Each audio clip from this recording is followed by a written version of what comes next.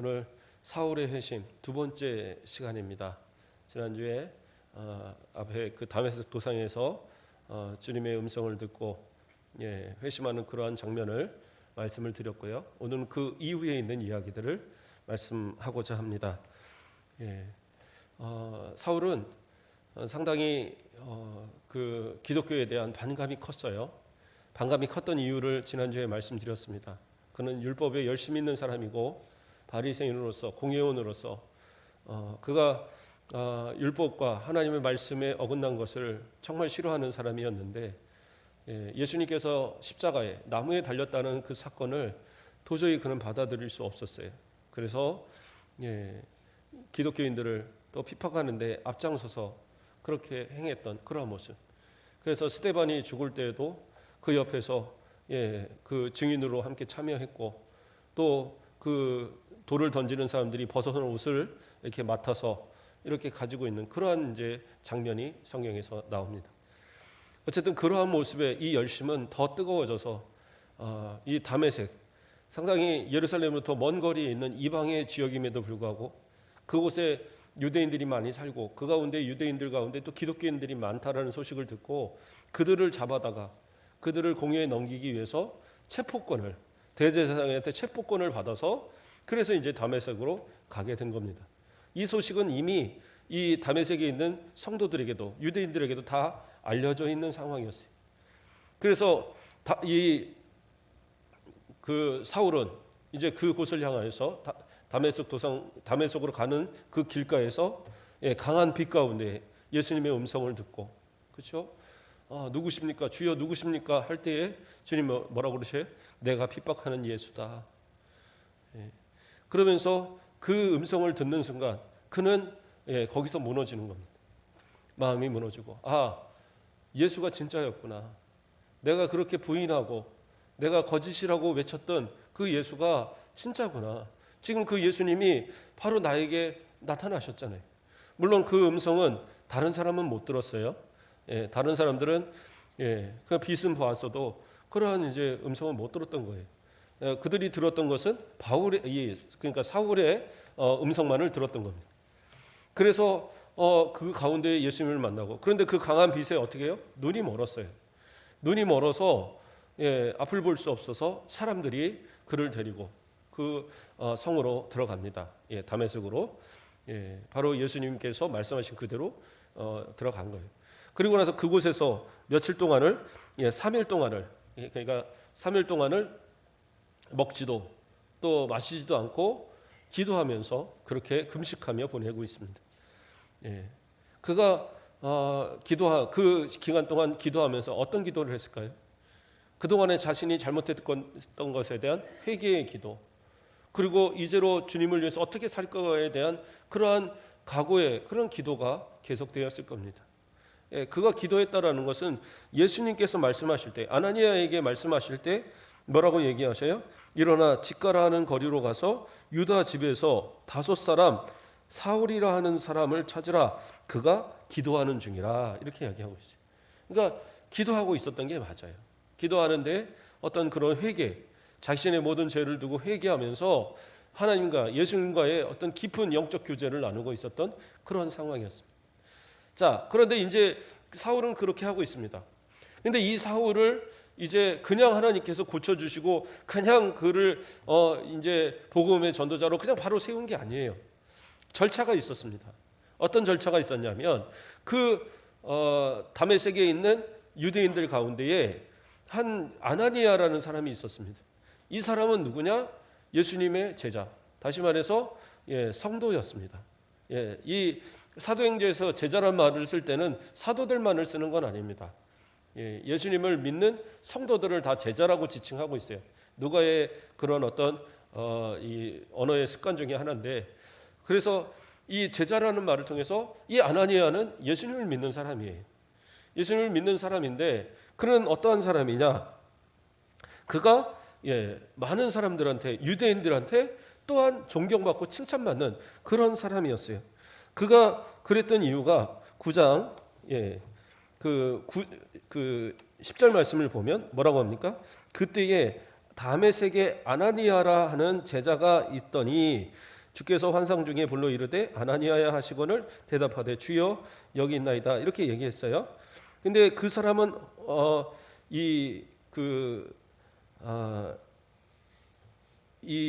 그러니까 하나님의 명령을 따라서 그렇게 나아갔는데 이 사람은 어떤 사람이냐? 22장 바울이 회상하면서 22장에 가서 자신이 다시 한번 이때의 사건들을 회상하면서 이제 고백하는 부분이 나와요. 예. 그때에 예루살렘에서 그 유대인들 공회 앞에서 이제 회상할 때에 이 아나니아를 뭐라고 얘기하냐면 유대인들에게 존경받는 그러한 사람이다라고 거기서 이제 증언을 하거든요. 그러면 이런 유대인들이 인정할 수 있고 또 이 사람이 그리스도인인 이런 사람을 하나님이 택하신 이유는 그가 바울의 이 사울의 회심을 인정해 줌으로 인해서 모든 사람들이 유대인들도 그리스도인들도 그가 회심했다는 사실을 인정할 수 있다라는 거예요. 왜냐하면 그 스스로는 인정받을 길이 없어요. 왜냐하면 우리가 아까 읽었던 본문에서 22절에 뭐라고 합니까? 사울이 힘으로도 더 예수 그리스도를 죄송합니다. 22절 말씀을 보면 듣는 사람이 다 놀라 말하되 이 사람이 예루살렘에서 이 이름을 부르는 사람을 멸하려던 자가 아니냐, 여기 온 것도 그들을 결박하여 대제사장들에게 끌고 가고자 함이 아니냐, 이렇게 생각을 하고 있는 거예요. 그러니까 예수의 이름으로 말하는 자들, 예수의 이름을 전하는 자들, 이러한 사람들을 다 잡아다가 공회에 넘기려고, 예루살렘을 끌고 가려고 그렇게 왔다는 사실을 모든 사람이 다 알고 있는 거예요. 그런데 스스로 자기가 회심했다고 해서 얘기를 한다고 해서 누가 믿어주냐는 거예요. 아무도 믿지 않죠. 기독교인도 믿지 않을 것이고 유대인들도 이상하다고 생각을 할 거예요. 그러나 아나니아라는 기독교인이지만 그가 언제부터 기독교인이었는지는 성경은 나오지 않습니다. 그러나 그가 예수 그리스도를 영접하고 기독교인이 된 뒤로 그럼에도 불구하고 유대인들에게도 인정받는 모습이었다라는 거죠. 우리는 이제 이 사실에서 우리는 좀 생각해 볼 필요가 있어요. 이 사람이 사람들에게도 칭찬을 받는 그러한 모습들, 유대인들에게도 칭찬을 받는 모습들이었다는 것. 왜요? 유대인들은 지금 예수 믿는 사람들에 대한 반감을 가지고 있고 그 사람들을 싫어해요. 물론 같은 유대인들이지만 예수 그리스도를 믿는다는 것 때문에 지금 핍박의 상황에 있음에도 불구하고 그러나 아나니아에 대해서만큼은 그 사람을 인정하고 칭찬했더라는 거예요. 아까 제가 읽으려다 못 찾았던 부분인데 사도행전 22장 12절을 보면 율법에 따라 경건한 사람으로 거기 사는 모든 유대인들에게 칭찬을 듣는 아나니아라 하는 이가 이렇게 22장에 나오거든요. 지금 이제 9장의 사건을 22장에서 다시 이야기할 때에 이 사울이 뭐라고 증언을 하느냐? 율법에 따라 경건한 사람으로. 그러니까 이 사람은 그 유대인들이 지키는 이 율법에 있어서도 나무랄 데 없이 지킨 사람이라는 거예요. 그렇게 지킨 사람이고 또 모든 유대인들에게 칭찬을 받는 사람입니다. 인정받는. 그래서 저 사람은 진짜 유대인다워라고 인정받을 만한 그런 삶의 모습을 보였다라는 거죠. 그러니까 이것은 매우 중요합니다. 그러니까 이 아나니아의 증언은 유대인들도 그리스도인도 다 인정할 만한 말이 되었다라는 거죠. 오늘날 많은 그리스도인들이 또 교회가 세상 사람들한테 비난을 받고 욕을 먹고 그러한 모습들을 봅니다.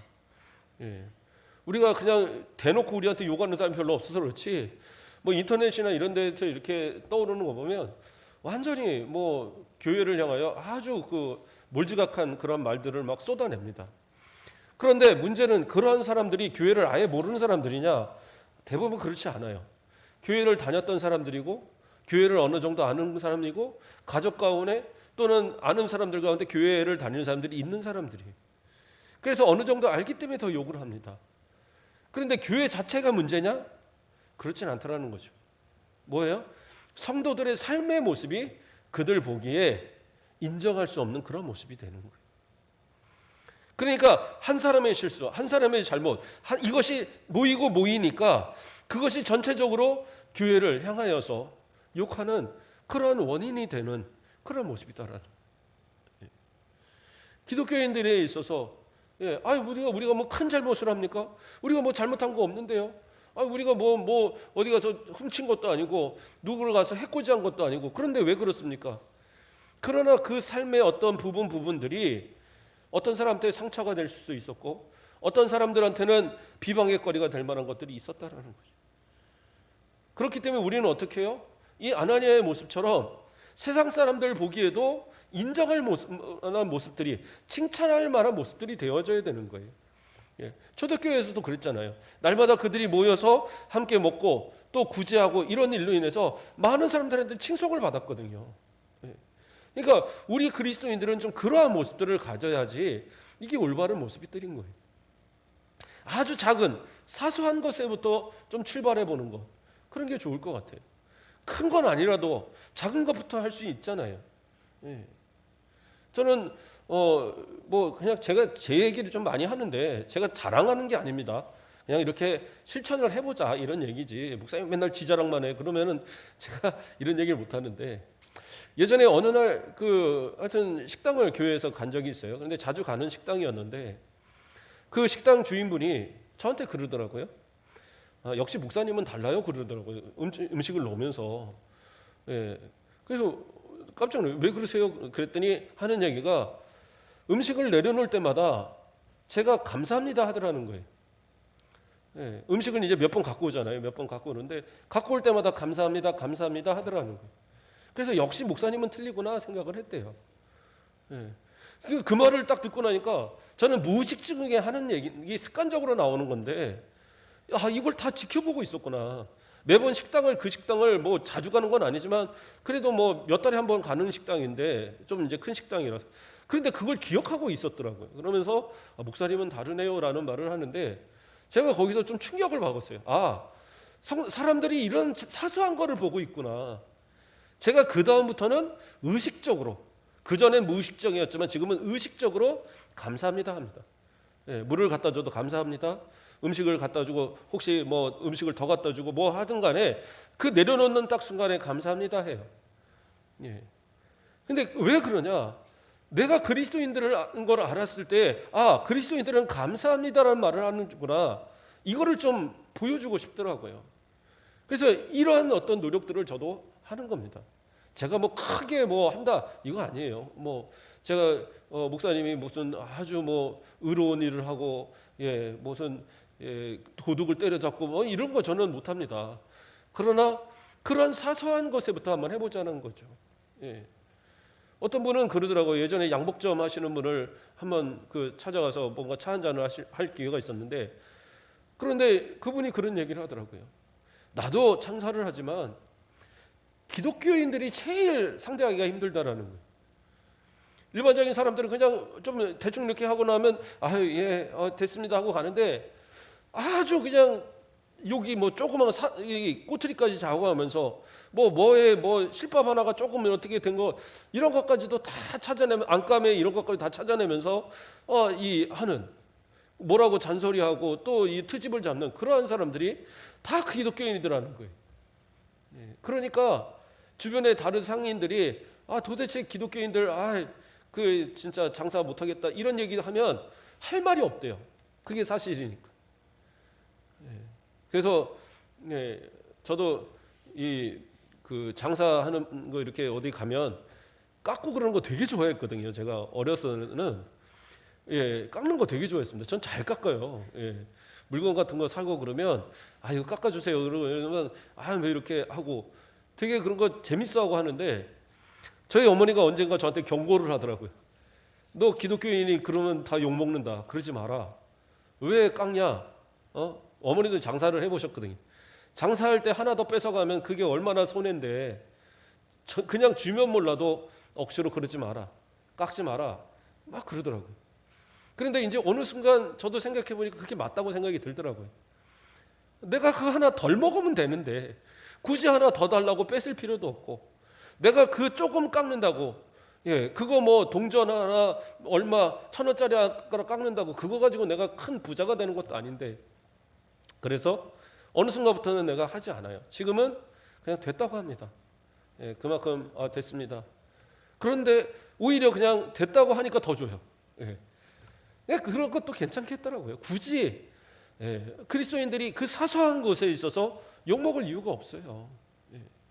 하나님 앞에서 좀 정직하게 그냥 그러한 어떤 삶의 모습들을 보여줘서 그것으로 인해 사람들한테 칭찬받으면 그것이 쌓이고 쌓이면 기독교인들은 괜찮은 사람, 믿어도 되는 사람, 그 사람들은 진짜 복받을 사람, 이러한 소식들이 들려야지, 그래야지 교회에도 전도에도 열매를 맺어지는 거예요. 아나니아는 그런 사람이었다라는 거죠. 그리고 그러한 사람이 가서 이 예수님의 명령을 따라서 가서 안수하는 그런 일을 하게 된 겁니다. 그런데 아나니아라고 해서 그 사울을 가서 그 축복하고 이렇게 안수하는 것을 바로 즉답한 것은 아니에요. 그도 깜짝 놀랐어요. 아니 그 사람 분명히 뭔가 그런 나쁜 의도를 가지고 여기 온 사람인데 그 사람을 가서 제가 기도해야 되는 게 말이 됩니까? 그도 예수님께 물었어요. 그러나 예수님께서 그를 끌어내야 되는 그를 위해서 기도해야 되는 이유를 밝히십니다. 뭐라고 밝히셔요? 먼저는 사도행전 9장 12절을 보면 그가 아나니아라는 사람이 들어와서 자기에게 안수하여 다시 보게 하는 것을 보았느니라. 이게 뭐예요? 예수님께서 이 아나니아에게 말씀하시는데 이미 이 사울한테는 이미 그 환상을 통해서 아나니아가 와서 자기에게 안수하는 것을 이미 보여주셨어요.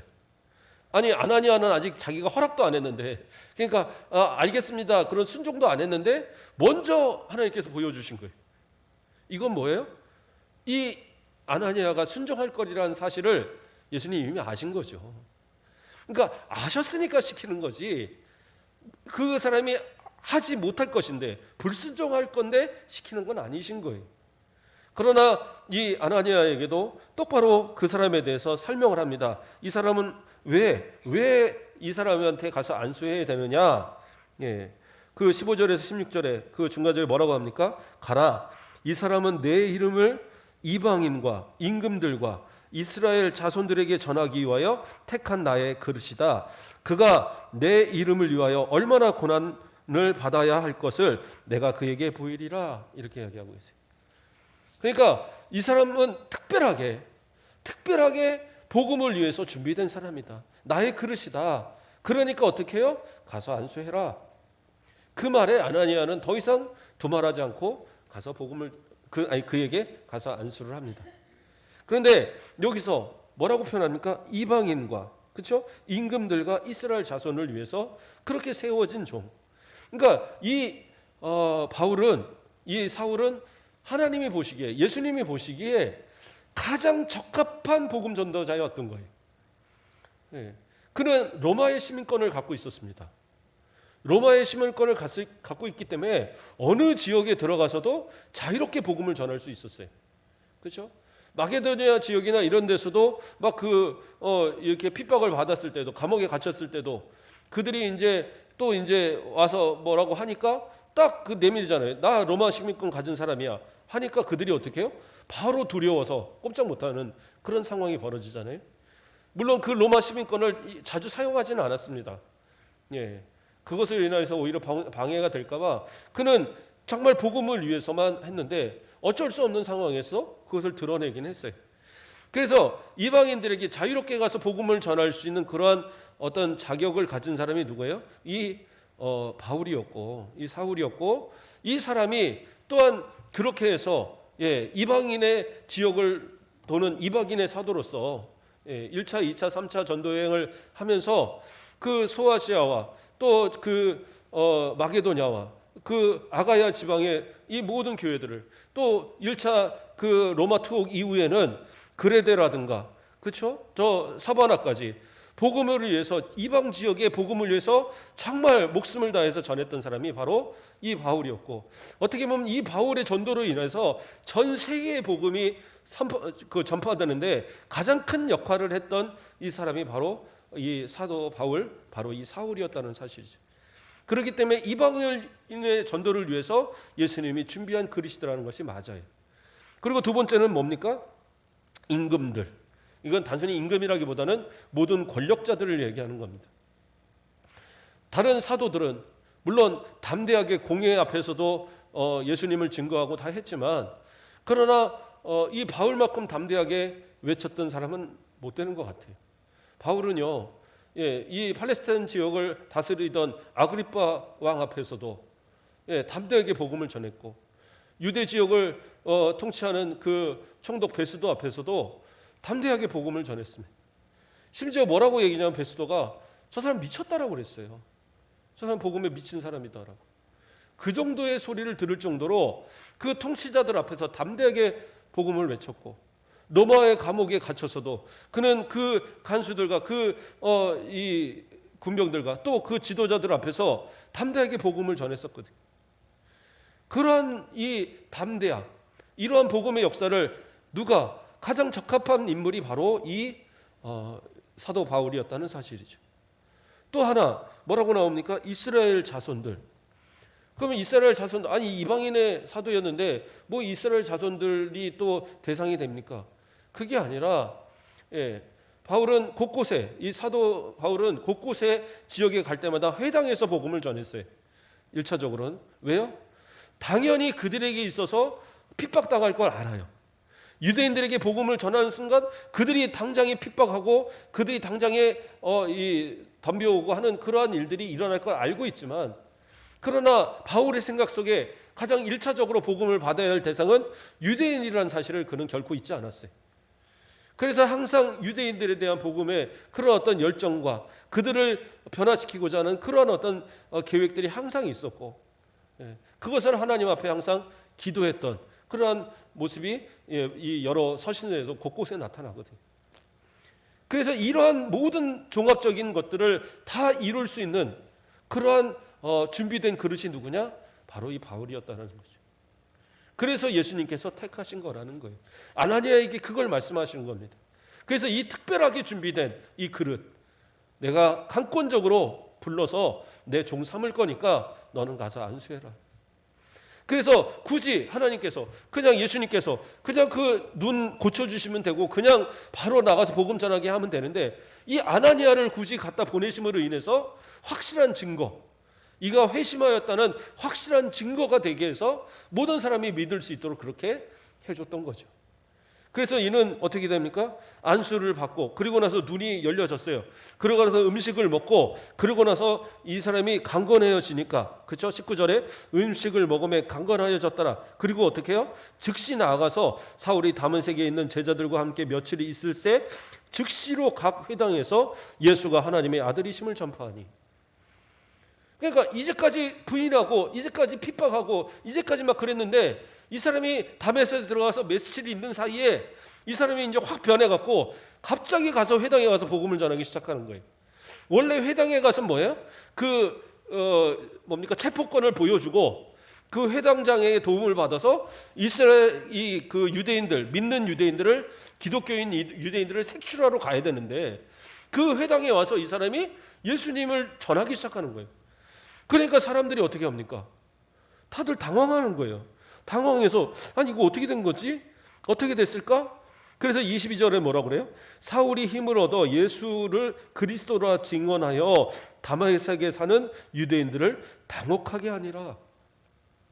그러니까 놀란 거예요. 어떻게 할 줄 모르는 겁니다. 혹시 저 사울이 어떤 계획이 있어서 저렇게 거짓으로 혹시 그렇게 하는 거 아니야? 유대인은 그렇게 생각한 거죠. 그리고 또 기독교인들도 저 사람이 좀 술수를 써서 우리를 좀 이렇게 잡아가려고 그런 계략을 쓰는 거 아니야? 서로가 지켜보고 있는 거예요. 그렇게 해서 어떻게 합니까? 23절을 보면 여러 날이 지나매, 그러니까 이 다메섹에서 여러 날 동안 계속 복음을 전한 겁니다. 그러고 보니까 이 사람이 진짜 달라진 거예요. 이걸 확인한 겁니다. 그러니까 어떻게 해요? 유대인들이 사울을 죽이기로 공모하더니, 오히려 이제 유대인들이, 그 예수님을 믿지 않는 유대인들이 이 사울을, 이제 그 원래 이 기독교인들을 잡기 위해서 왔던 이 사람이 진짜 회심했다는 사실을 인정하고 이 사람을 죽이기로 오히려 공모를 한 거예요. 그러니까 어떻게 해요? 다메섹에 있는 그 제자들이, 예수님을 믿는 성도들이 25절에 보면 그의 제자들이 밤에 사울을 광주리에 담아 성벽에서 달아내리리라. 그러니까 도망치게 해줬어요. 잡히면 죽으니까. 왜요? 각 성문에서 지키고 있는 거예요. 저 사울이 나타나기만 하면 잡아서 죽여야지 하고 다 지키고 있으니까 성문으로 나갈 수는 없으니까 성벽에서 이렇게 줄을 매달아고 광주리에 매달아서 그래서 이렇게 내려보내주는 그러한 일이 있었습니다. 그러고 나서 어떻게 해요? 예루살렘으로 이제 돌아왔습니다. 예루살렘으로 돌아왔는데 예루살렘으로 돌아와서도 역시 복음을 전하는 거예요. 그래서 26절을 보면 사울이 예루살렘에 가서 제자들을 사귀고자 하나 다 두려워하여 그가 제자됨을 믿지 아니하니. 그러니까 못 믿겠죠. 어떻게 믿겠어요? 다메섹으로 가기 전까지 우리를 잡아서 막 죽이려고 핍박하던 사람이 다메섹에 갔다 오더니 갑자기 돌변해서 형제여 막 이런단 말이에요. 그걸 어떻게 믿겠어요? 예? 이게 참 믿기 어려운 얘기죠. 예. 만약에 우리 교회에서 누군가가 여기서 막 욕하고 막 저주하고 막 이런 사람이 혹시 막 있다가 이 사람이 어디 며칠 여행 갔다 오더니 갑자기 와서 형제여 역시 예수를 믿어야 됩니다. 우리는 예수를 믿고 우리 사랑해야 됩니다. 막 이러면 이걸 어떻게 믿겠어요? 못 믿는 거예요 지금. 그러니까 오히려 이 사람이 무슨 또 계략을 꾸미는구나. 그래서 예루살렘에 있는 그 제자들 이 사람들이 지금 못 믿겠다라고 그러고 있는 겁니다. 근데 거기서 한 사람이 나타나요. 누구요? 바나바. 바나바는 어떤 사람이었어요? 예, 착한 사람이었죠. 예, 믿음이 충만한 사람이었습니다. 성령이 충만한 사람이었어요. 그가 사도들에게 인정받는 자, 예, 그 위로자로서 인정받는 그런 사람이 바나바였어요. 그래서 이 바나바가 거기서 이 바울의 편을 듭니다. 아나니아가 이게 안수해서 그가 이제 회심했다라는 사실을 이 바나바가 들었던 겁니다. 그래서 그 내용들을 소상하게 예루살렘에 있는 사도들과 제자들에게 다 설명을 해요.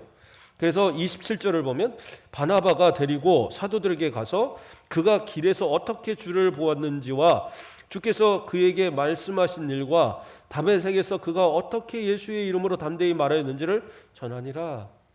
그러니까 바나바가 다 알고 있었던 겁니다. 그래서 이것을 적극적으로 얘기하면서 그를 변호해 줘요. 그러니까 바나바가 이전에 무슨 바울과 이 사울과 어떤 관계가 있거나 전혀 아니거든요. 그러나 복음에 그러한 어떤 열정을 가졌던 그로서 진짜 회심했다는 사실을 자기는 믿었기 때문에 그걸 변호할 수밖에 없는 겁니다. 그러니까 사실은 바나바가 누구를 믿은 거예요? 어떻게 보면 사울보다도 그에게 안수했던 아나니아를 믿은 거예요. 그 존경받는 이 아나니아가 그 예수를 믿는 아나니아가 이에게 안수했다라는 것은 분명하게 예수님께서 그를 부르셨다는 사실이라는 것을 바나바가 인정한 거죠. 그러니까 우리 그리스도인들은 좀 그러한 모습들이 있어야 될 것 같아요. 예. 남들이 잘 되는 걸 시기하기보다는 그 사람을 인정해주고 그 사람이 정말 주의 일을 위해서 더 헌신할 수 있도록 협력해주고 그러한 모습들. 예. 그래서 서로에게 있어서 인정해주고 믿어줄 수 있는 그러한 관계. 그러한 신뢰가 쌓여있을 때 교회는 더 왕성해지는 거거든요. 저 사람이 무엇을 할 때 저 언제부터 저랬다고? 이런 생각 가지면 안 돼요. 저 사람이 뭔가를 하려고 할 때 그래 잘하십시오. 우리가 도와드릴게요 해야지. 뭐 그냥 있어 그런 거 하는 거 아니야. 이럴 필요 없는 거예요. 예.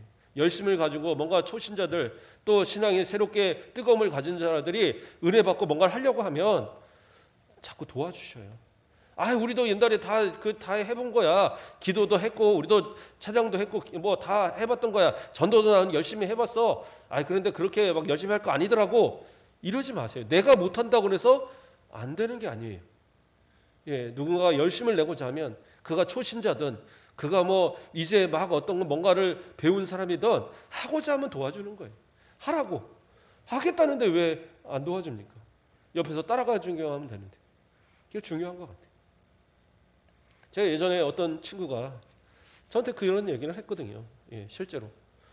예, 제가 저한테 뭔 얘기들을 하는데 도저히 말도 안 되는 얘기들을 하는 거예요. 예, 교회 일을 그렇게 하는 게 아닌데 저한테 이건 이렇게 했으면 좋겠고 뭐 저렇게 했으면 좋겠고 무슨 고아원을 가서 막 거기 가서 막 이렇게 아이들을 돕고 저기 서울역에 가서 전도를 하고 뭐 이거 무슨 뭐 저 그 변두리에 사는 이 교회 다니는 친구가 너무 꿈이 큰 거예요. 그래서 야, 그렇게 하는 거 아니야.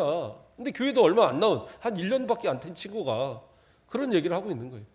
그래서 이건 아니다 하니까 이 친구가 저한테 하는 얘기가, 모세야, 내가 너한테 얘기할 때는 네가 나한테 된다고 말하고 도와주기를 원해서 나는 말하는 거다.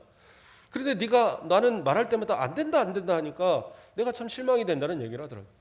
그래서 내가 되게 아차 싶었어요. 아, 그렇구나. 내가 이 친구한테 안 된다는 말만 하고 있었구나. 그래서 제가 그 친구한테 약속을 했어요. 내가 미안하다.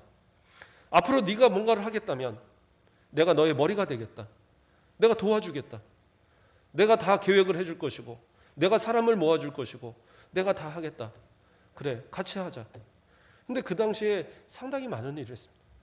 실제로 고아원도 여러 번 가서 그 같이 놀아주기도 하고, 가서 전도지 만들어 가서 전도도 하고, 또 교회 안에 기도 모임도 만들고, 그러면서 진짜 많은 일들을 했어요.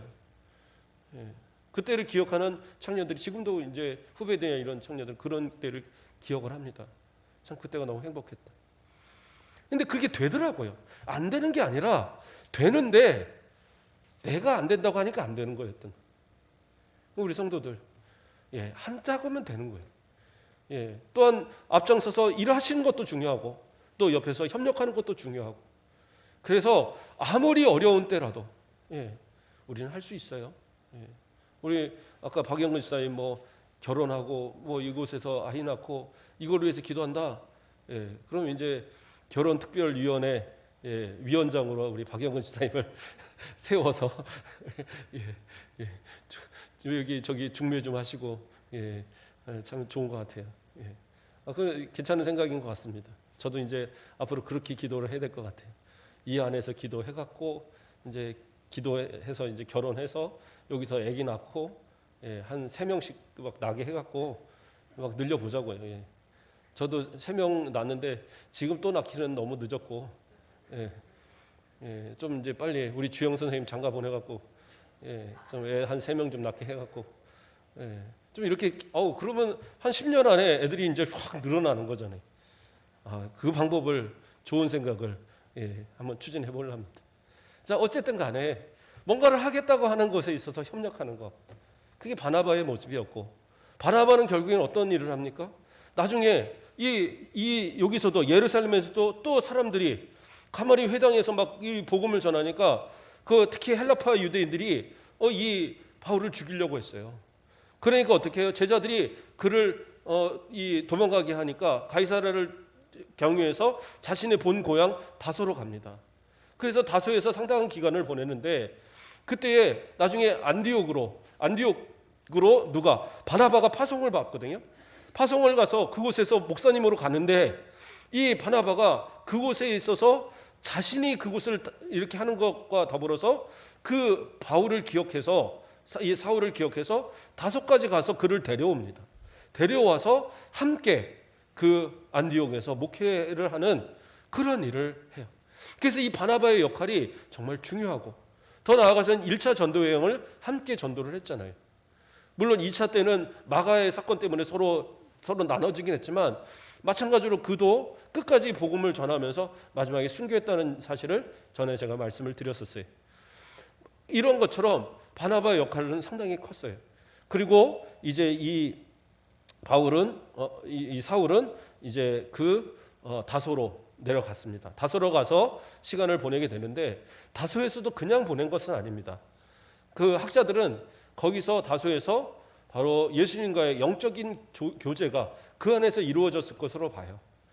그가 급하게 막 복음을 전하고 막 그렇게 했을 때에 제대로 된 성과를 못 보냈었는데, 그가 다소에서 올라온 뒤로부터는 안디옥과 이 소아시아 적과 더 나아가서는 이 여러 지역을 다니면서 복음의 엄청난 역사를 일으키거든요.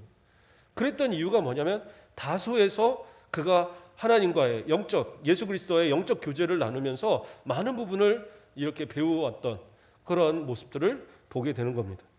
왜냐하면 갈라디아서 1장 12절의 말씀을 보면, 이는 내가 사람에게서 받은 것도 아니요 배운 것도 아니요 오직 예수 그리스도의 계시로 말미암은 것이다, 이렇게 이야기하거든요. 자신이 전하는 복음에 대해서. 그럼 이 계시를 언제 받은 거냐? 바로 그 다소에서 있었을 것으로 봅니다. 그러니까 바울은 어느 곳에 있었는지 가만히 있던 사람은 아니에요. 이 사울은 그래서 그곳에서 예수 그리스도에 대한 복음에 대한 준비를 하고 그리고 그가 사용되어질 때는 목숨을 걸고 나가서 복음을 전했던 그러한 모습이었다는 겁니다. 저와 여러분도 예수님께서 부르실 때는 그냥 부르신 게 아니에요. 복음을 위해서 분명히 사용하시기 위해서 먼저 부르신 거예요. 아직도 예수 믿어야 될 사람들이 우리 주변에 많이 있죠. 우리의 가족 가운데, 우리 친척 가운데, 우리의 이웃 가운데 우리가 정말 챙겨야 될 그 많은 사람들, 그 사람들을 책임지라고 먼저 부르신 거예요. 강권적인 역사로 사울을 변화시켰던 그러한 역사처럼 우리도 변화시킨 역사가 있었다는 거예요. 그런데 우리는 안주하고 있을 것이 아니라 이제로 어떻게 해요? 우리도 하나님의 복음, 말씀을 들고 바울처럼 이 사울처럼 담대하게 나가서 외치는 그러한 모습들이 있을 때에 그것이 우리를 부르신 그 뜻에 또 합당한 삶을 사는 것이고 더 나아가서 하나님께 칭찬받을 그러한 복된 삶의 모습이 되어진다는 사실입니다. 이 사울의 회심처럼 우리도 하나님 앞에 충성되이 또 쓰임받는 복된 모습들, 바나바처럼 또 많은 사람들에게 유익을 끼치는 복된 우리 성도들 되길 주님의 이름으로 축복드립니다. 기도하겠습니다. 사랑의 하나님, 감사를 드립니다. 죄인이었고 그리스도인들을 박해하던 주동자였던 이 사울을 하나님께서 변화시켜서 하나님의 일꾼 만드셨음을 바라봅니다. 우리도 주님을 알지 못할 때에 주님의 은혜를 배반하고 주님을 아버지여 모른 척하고 믿는 자들을 조롱했던 우리의 모습은 아니었습니까? 그러나 우리를 사랑하시고 강권적인 역사로 예수 믿게 하시고 이 크신 은혜를 누리게 하셨사오니 우리도 이 받은 은혜로 2022년도 한 해는 복음으로 많은 사람들에게 유익을 끼치는 사도 바울과 같은 모습, 바나바와 같은 모습, 아나니아와 같은 모습 되어지도록 인도하여 주시옵소서. 감사합니다. 예수 그리스도의 이름으로 기도드립니다.